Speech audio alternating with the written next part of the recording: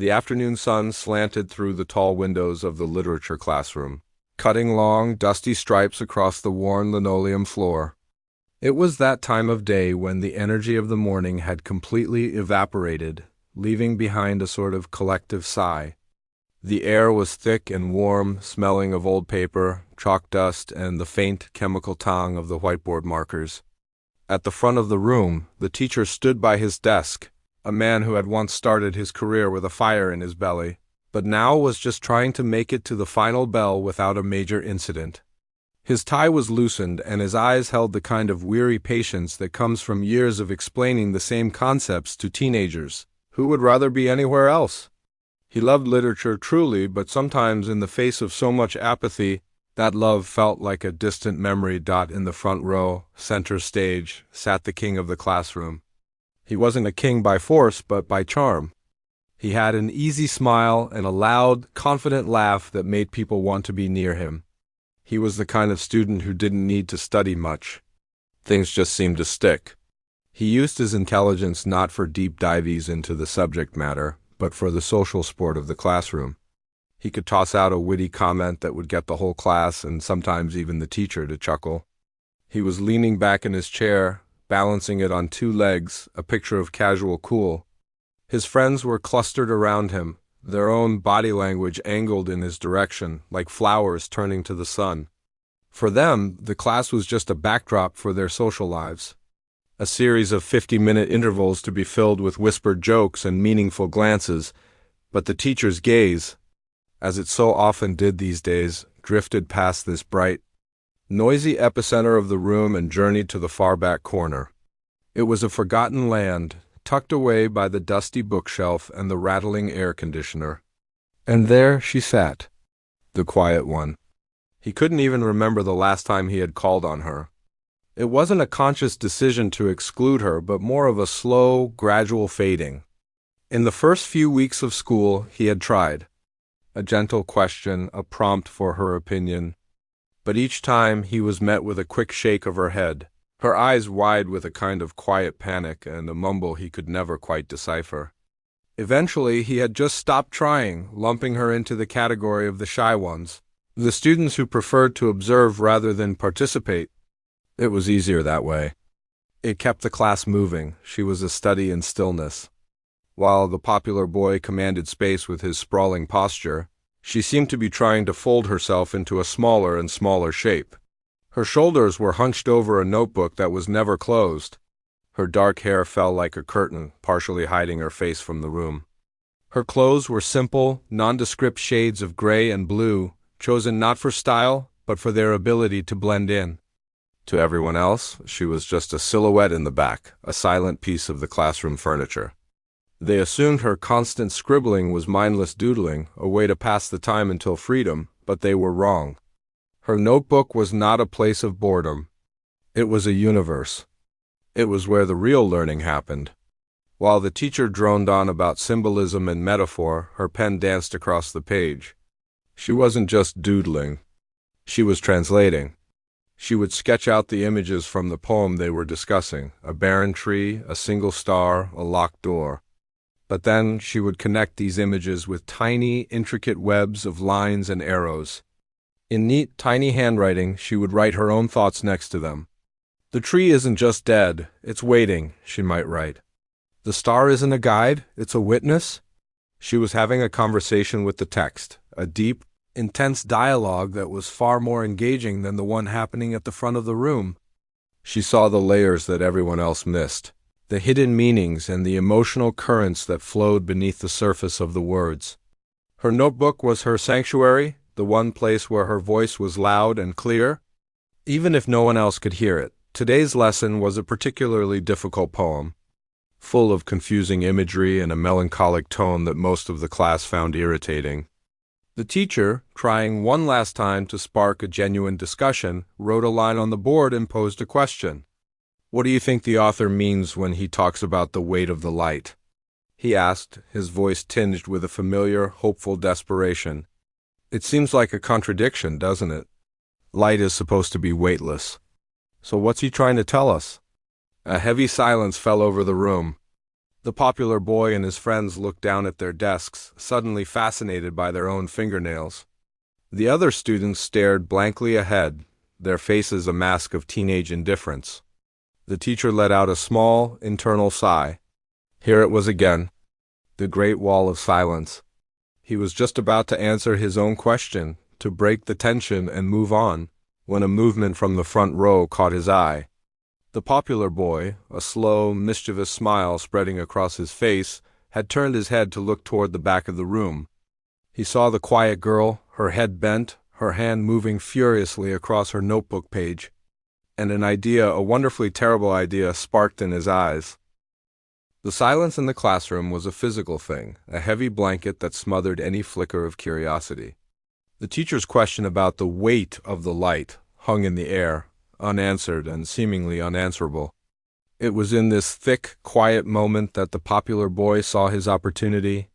It wasn't a grand, calculated plan, but more like a reflex, an instinct to fill the void with the one thing he was good at, performance.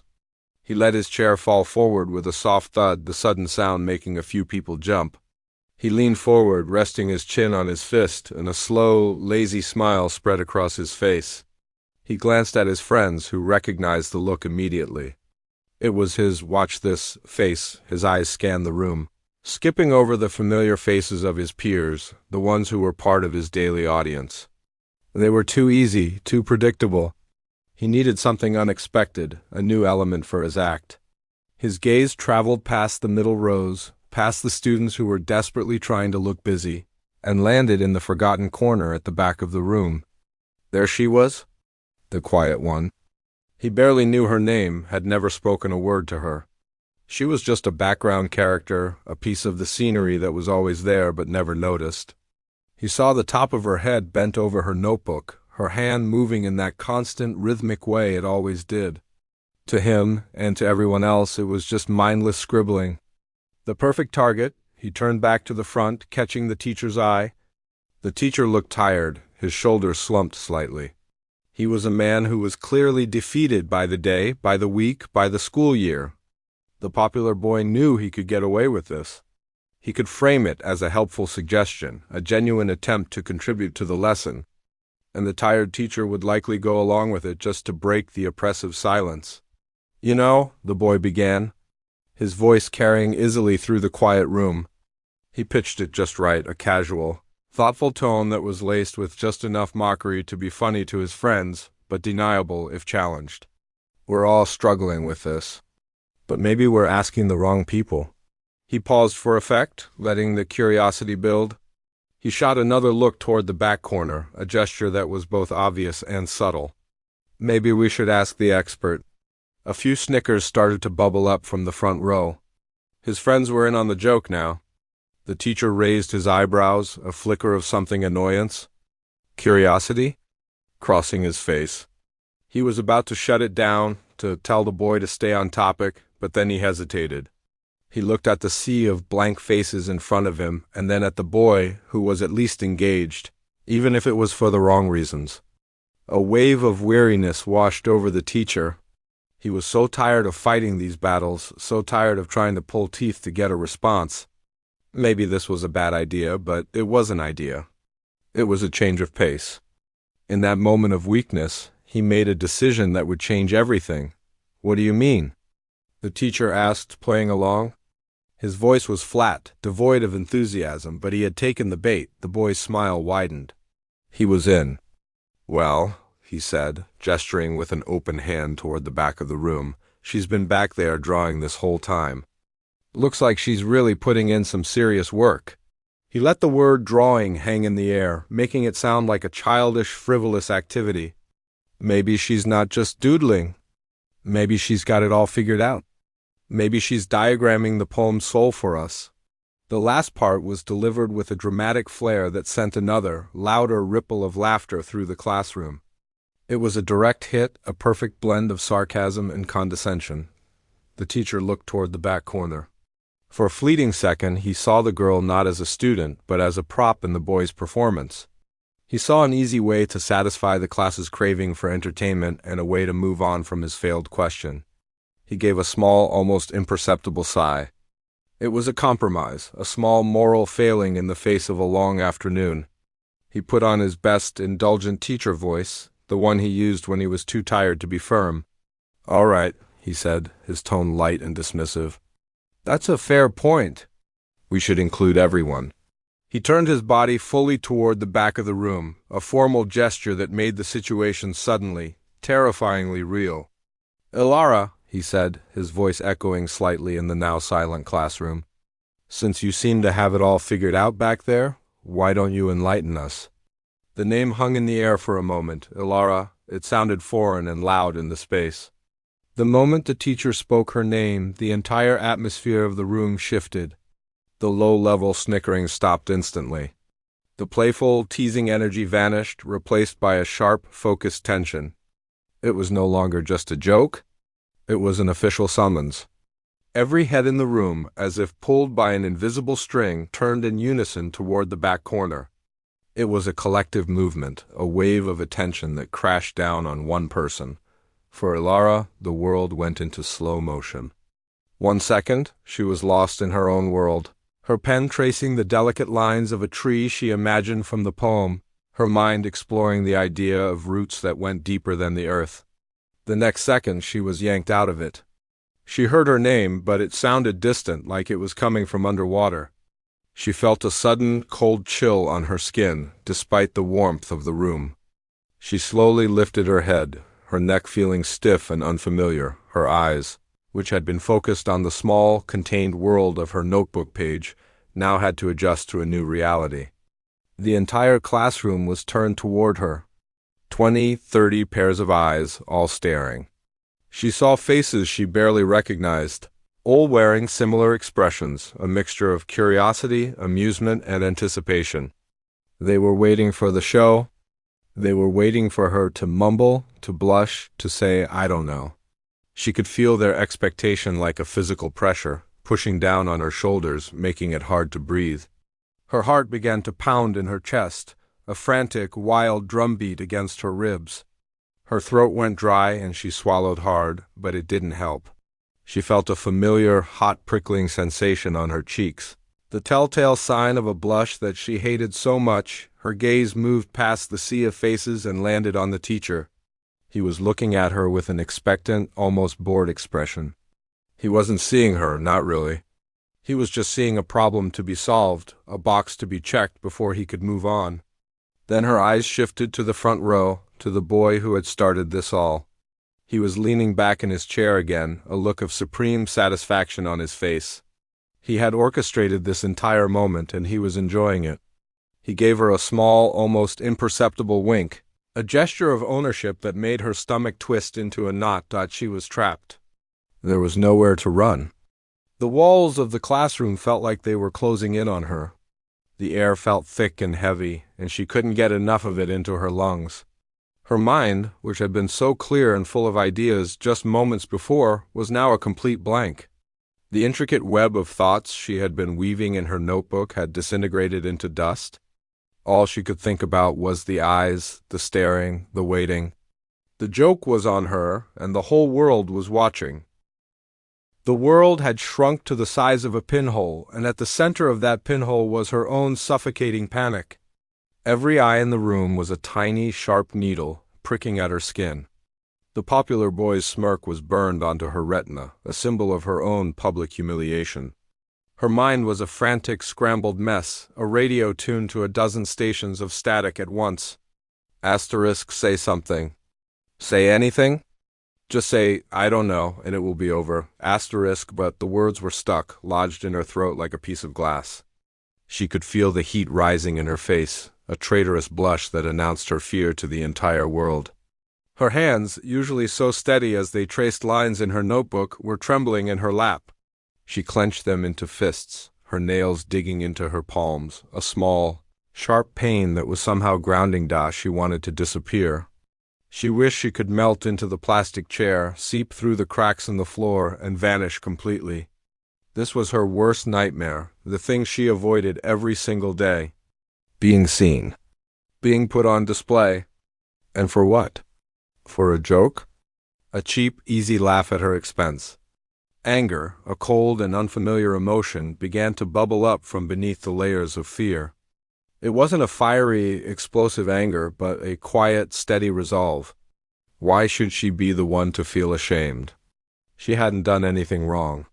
She was just sitting there, in her corner, minding her own business. He was the one who had pointed the finger. He was the one who had turned the classroom into a circus. Her gaze fell to the notebook lying open on her desk. There, on the page, was her world. It wasn't just doodles. It was a map of the poem with its tangled paths and hidden treasures. She saw the sketch of the barren tree, the web of lines connecting it to the idea of waiting. She saw the single star, with her tiny note beside it, a witness, not a guide. And she saw the weight of the light, which she had drawn not as rays from the sun, but as a heavy, glowing blanket pressing down on a small, huddled figure. She understood it. She understood it in a way that no one else in this room seemed to. And suddenly the thought of giving them the "I don't know" they were expecting felt like a betrayal.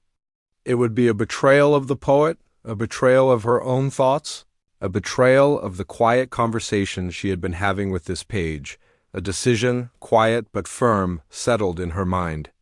She would not give them the satisfaction of her silence.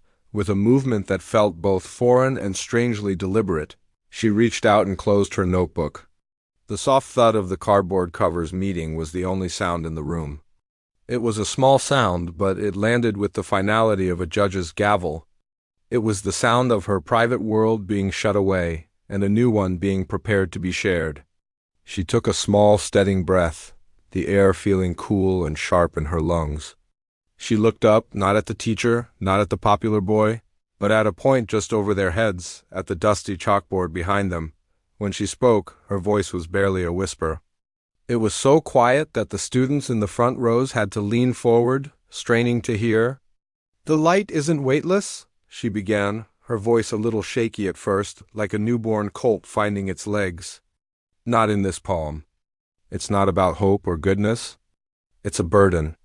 A confused silence fell over the room. This was not the mumbled, "I don't know," they had been waiting for. This was something else. The teacher, who had been leaning against his desk with his arms crossed, straightened up slightly.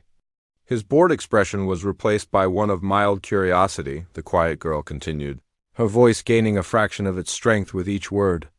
"We think of light as something that makes things clear, that shows us the way. But the poet is talking about a different kind of light. It's the light of a memory you can't escape. It's the light that shines on something you wish you could forget. It's heavy because it's full of truth, and sometimes the truth is the heaviest thing of all." She was no longer looking at the chalkboard. Her eyes were focused now, seeing the poem in her mind's eye. She was in her element, translating the complex language of her notebook into simple, powerful words. The poem talks about shadows, and we think shadows are bad. But here the shadows are a relief. They're a place to hide from the light. The person in the poem isn't afraid of the dark. They're afraid of the light. The classroom was completely still. The popular boy was no longer leaning back in his chair. He was leaning forward, his elbows on his desk, his face a mask of concentration. The snickering was long gone. His friends were staring, not at the girl, but at the poem in their own textbooks, as if seeing it for the first time. She was changing the way they saw everything. "It's about a moral ambiguity," she said, using a phrase she had written in her notes, but explaining it in a way everyone could understand. The light reveals a choice that was made, a bad choice. And it's a light that can't be turned off. It just keeps shining day after day, reminding the person of what they did. That's its weight. And then she delivered the final blow, the piece of information that elevated her from a quiet student to a genuine authority. "I read about the poet's childhood," she said, her voice now clear and steady, filled with a quiet confidence that was mesmerizing. "He grew up in a small mining town. When he was 7, there was a cave-in. It trapped 3 men. The rescue took days, and the whole town stood by, holding lanterns, keeping a constant light on the entrance to the mine. They were trying to be a symbol of hope, but for the poet, who was just a child, that light became a symbol of terror. It was the light that illuminated the grief on the faces of the miners' wives, the light that showed the dust and the despair. They never found the men alive. The poet wrote in a letter once that he never forgot the heavy, glaring light of those lanterns. It haunted him for the rest of his life. She finished speaking. The final word hung in the air, and the silence that followed was profound. It was not a silence of mockery or boredom. It was a silence of pure, unadulterated awe. She had not just answered the question. She had taken the entire class on a journey into the heart of the poem and into the soul of the man who wrote it. She had transformed a dry academic exercise into a deeply human story. She sat there, a quiet girl in the back of a classroom, her hands now still in her lap, her face pale but calm. She had shared a piece of her hidden world, and in doing so had changed the world around her completely. The final word she spoke seemed to absorb all the sound in the room. It was as if someone had pressed a giant mute button on the world. The low hum of the air conditioner, the rustle of a turning page, the subtle creak of a chair shifting, all of it was gone. There was only a profound, vibrating silence that seemed to have a weight of its own. It was the silence of a shared collective shock. No one was breathing. No one was moving. They were all frozen in the moment, processing what they had just heard. In the front row, the popular boy's kingdom had crumbled. He was no longer leaning back in his throne of a chair, radiating confidence. He was hunched forward, his entire posture changed. The smirk had been wiped from his face, replaced by a look of slack-jawed disbelief. His eyes, which had been dancing with mischief just moments before, were now wide and staring. He looked like a man who had started a small fire for fun and was now watching, horrified as it consumed an entire forest. He had aimed a pebble, not realizing he was standing on a cliff, and his small act had triggered an avalanche. His friends were no longer looking at him for cues. They were staring at the quiet girl in the back, their expressions a mixture of awe and confusion. The joke was over, and the jester was the only one who didn't find it funny anymore, but the most dramatic transformation was happening at the front of the room. The teacher, the man who had set this entire unfortunate event in motion, felt a strange, creeping heat begin to crawl up his neck. It started as a mild warmth, a flush of surprise at the sheer brilliance of her answer. But as her words continued to echo in his mind, the light as a burden, the shadows as a refuge, the tragic story of the mining town, that warmth began to intensify. It became a prickly, uncomfortable heat that spread across his face, a deep, undeniable crimson that he could feel but couldn't see. He was red-faced. Not with anger, but with a deep, soul-crushing shame. His mind raced, replaying the last few minutes in a horrifying loop. He saw his own weary, cynical self, so willing to go along with a cheap joke just to avoid another moment of classroom silence. He heard his own dismissive tone as he said her name, the casual cruelty of his enlighten-us. He had seen her not as a student, not as a human being with thoughts and feelings, but as a prop, a tool to make his job a little easier for a few seconds. And in doing so, he had completely, utterly misjudged her. He was a teacher. It was his job to see the potential in his students, to nurture their minds, to create a safe space for them to learn and grow. And in that one lazy moment, he had failed at every single part of his job. He had participated in bullying. He had belittled a student who was clearly more passionate and more knowledgeable about the subject than he was himself. He, the supposed expert, the one with the degree and the years of experience, had never even heard that story about the poet's childhood. He had been teaching the poem for years, and she had just taught him something new about it in less than 2 minutes. The heat on his face intensified. He felt his collar suddenly feel too tight, his tie a noose around his neck. He couldn't look at her. He couldn't look at any of the students. He was sure they could all see the shame written all over his face, the bright red badge of his own incompetence.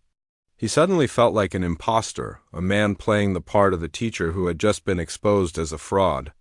He had spent years cultivating a certain persona, knowledgeable, in control. And in an instant that persona had shattered, leaving behind a flustered, deeply embarrassed man. He had to say something. The silence was stretching on, becoming more and more accusatory. He cleared his throat, but the sound came out as a dry, rasping cough. He tried to form a sentence, but his mind was a jumble of conflicting emotions: pride in her stunning intellect, disgust at his own behavior, and a desperate need to regain some semblance of control. He began, his voice sounding thin and foreign to his own ears. He stopped, swallowed hard, and tried again. That's a very comprehensive analysis, Alara. The words felt hollow, inadequate. They were the words of a bureaucrat, not an educator. They were a pathetic attempt to put a label on something that was raw and brilliant and real. He wanted to say more. He wanted to apologize. He wanted to tell her how incredibly insightful her response was, how it had changed his entire understanding of the poem. But the words were stuck. The shame was a lump in his throat, choking him. He looked down at his desk, at the open textbook, at his own messy notes. They seemed childish and simplistic now. He shuffled a few papers, the rustling sound loud and awkward in the silent room.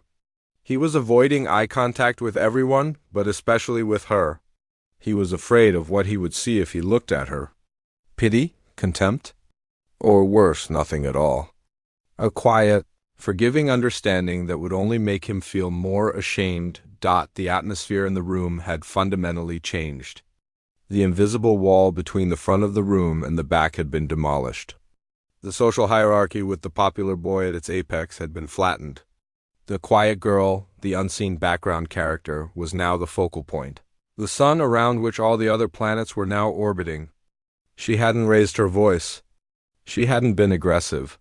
She had simply shared the truth as she saw it, and its power had been undeniable. The teacher risked a quick glance at the popular boy. He was staring down at his desk, his face pale. The teacher felt a pang of something, not sympathy, but a strange sense of kinship. They were both on the receiving end of a lesson they hadn't expected. The boy had learned that his easy charm and casual cruelty were no match for quiet intelligence. And the teacher had learned a much harder lesson about his own prejudices and the dangers of his own cynicism. The bell rang, a shrill, jarring sound that shattered the silence and made everyone jump. It was like a splash of cold water, bringing them all back to reality. The spell was broken. The students began to stir, slowly gathering their books and papers, their movements hesitant and uncertain. The classroom dynamic had been reset, and no one was quite sure what the new rules were. As the class filed out, the usual chatter was absent. They moved in a quiet, almost reverent single file. A few of them glanced back at the quiet girl in the corner, their expressions no longer mocking or indifferent, but filled with a new, undeniable respect. The shrill ring of the bell was like a starter pistol for a race no one was prepared to run. The spell that had held the room captive was broken, and the sudden return to normalcy felt jarring and strange. For a moment, nobody moved. Then, a boy in the second row scraped his chair back, the sound loud and aggressive in the quiet. It was the signal. The classroom began to stir, the students slowly gathering their things, their movements stiff and unsure. The usual chaotic energy of a class dismissal was gone, replaced by a quiet, almost solemn procession. As the students filed towards the door, the quiet girl in the back remained in her seat. She kept her head down, pretending to organize her books, her heart still beating a little too fast. She was bracing herself for the final wave of whispers, the last few snickers that would follow her out into the hallway. But it didn't come. Instead, something much more surprising happened. A girl with bright pink hair, who usually sat in the middle row and never spoke to her, paused by her desk. She wasn't looking at her with pity or mockery. Her eyes were wide with a genuine, unguarded curiosity. "That thing about the mining town," the girl said, her voice a little hesitant.